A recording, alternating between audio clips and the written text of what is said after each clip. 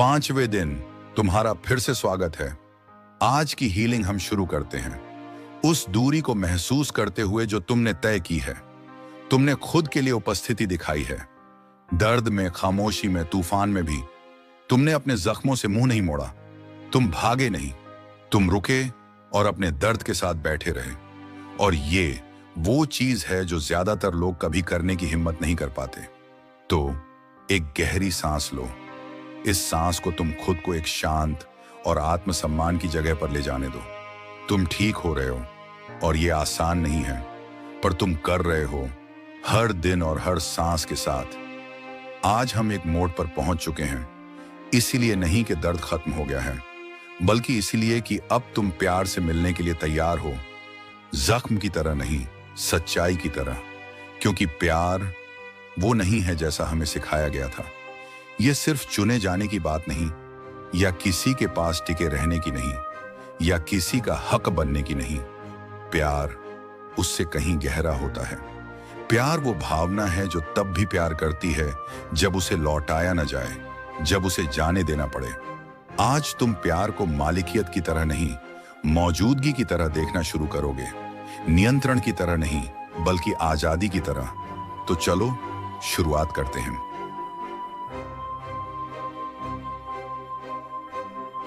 कभी कभी हम जिसे प्यार समझ बैठते हैं, वो दरअसल हमारी खुद को खो देने की कहानी होती है। हमने सोचा अगर हम और ज्यादा प्यार देंगे तो शायद वो टिक जाएगा। अगर हम अपनी आवाज थोड़ी धीमी कर लेंगे तो शायद हमें चुन लिया जाएगा।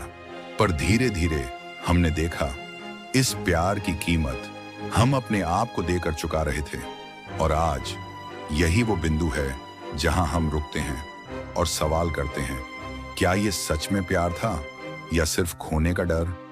किसी और के हाथों में अपनी कीमत सौंप देना? प्यार अगर सच्चा हो तो वो तुम्हें कम नहीं करता, वो तुम्हें छोटा नहीं बनाता। सच्चा प्यार तुम्हें फैलने देता है, सांस लेने देता है और जाने की जगह भी देता है। अगर जरूरत हो तो आज हम ये पहचानना शुरू करते हैं कि हमने किसी और को नहीं, बल्कि सबसे पहले खुद को खोया है। और अब हम उस प्यार से मिलने जा रहे हैं जो पहले खुद से शुरू होता है। ये रास्ता आसान नहीं है, लेकिन यही रास्ता है तुम्हारी आजादी का। जहां प्यार पकड़ नहीं है, बल्कि मौजूदगी है। जहां तुम किसी को खोकर भी खुद को फिर से पा सकते हो। तो चलो आज इसी सच्चाई के साथ आगे बढ़ते हैं।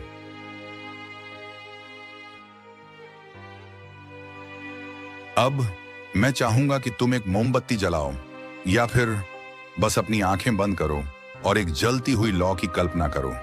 उस लौ को अपने भीतर के प्रेम का प्रतीक बना दो, नर्म, स्थिर और पवित्र। और अब उसी लौ की उपस्थिति में धीरे से खुद से कहो, ये लौ मेरा प्रेम है। ये किसी की मंजूरी के लिए नहीं जलती, ये किसी की इजाजत के लिए नहीं जलती। ये इसलिए जलती है क्योंकि ये वही है जो मैं हूं।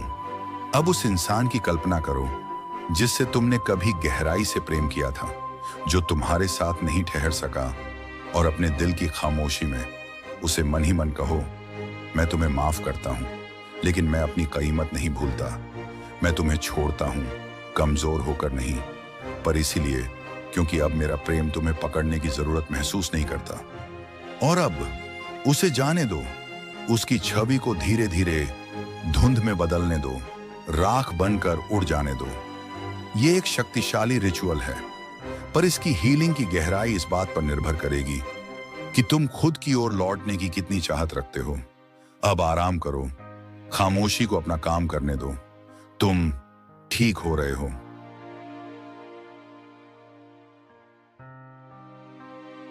अब समय है तुम्हारे 5वें दिन के अफर्मेशंस का। तुम इन्हें मेरे बाद धीरे धीरे दोहरा सकते हो, या बस इन शब्दों को अपने दिल में उतार सकते हो।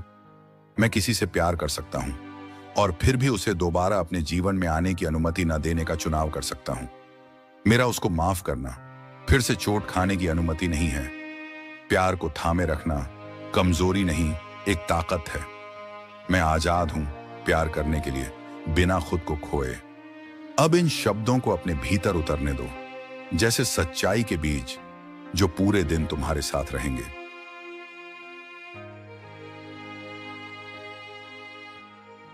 हम 5वें दिन के अंत तक आ पहुंचे हैं और आज का सत्र समाप्त करने से पहले मैं बस इतना कहना चाहता हूं कि तुम मेरे लिए कीमती हो।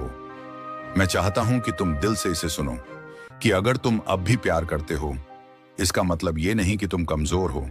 कि अगर तुम अब भी परवाह करते हो, इसका मतलब ये नहीं कि तुम मूर्ख हो। तुम इंसान हो और यही इंसान होने की खूबसूरती है। लेकिन आज तुमने कुछ बहुत शक्तिशाली याद किया। तुमने याद किया कि प्यार तुमसे ये नहीं कहता कि दर्द में रुके रहो।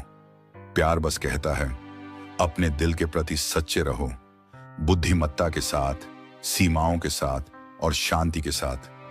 कल हम उन यादों के पास बैठेंगे जो अब भी तुम्हारे दिल में गूंजती हैं और उन्हें भी धीरे धीरे मुक्त करना शुरू करेंगे।